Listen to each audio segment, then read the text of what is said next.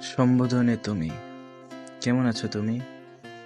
হ্যাঁ, তোমাকেই বলছি। ইদানিং তোমাকে যেন বিষণ্ণতা ঘিরে রেখেছে।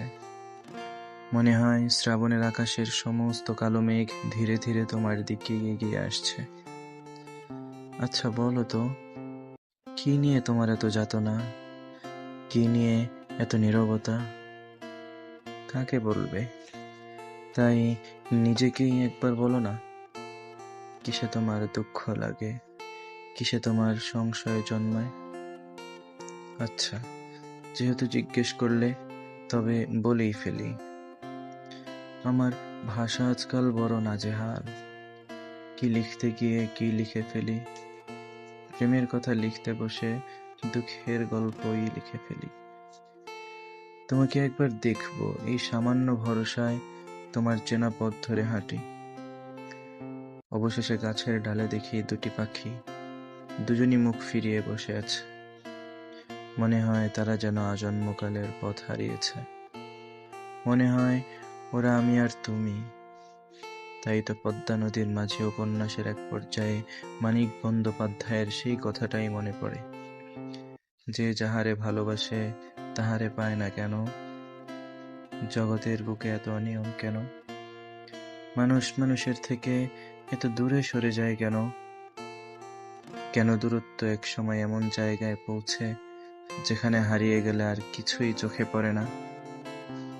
আমার তো বড্ড হিংসে হয় তোমার বাড়ির সামনের ফুল গাছটার কথা ভেবে, রাস্তার পাশের সেই পুকুরটার কথা ভেবে।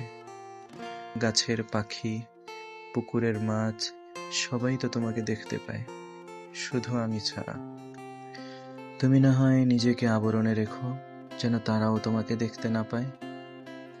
চিন্তা করো না, তোমার নাম আজ অবধি কেউ শোনেনি, বলার ইচ্ছেও হয়নি। কেন জানি এসব বলতে গেলেই নিজেরই ভীষণ খারাপ লাগে। ইদানিং নিজেকে বড় অসহায় লাগে, ঠিক সেদিনের মতো, যেদিন তীব্র অসহায়ত্ব নিয়ে তোমাকে বলেছিলাম একটু কথা বলো।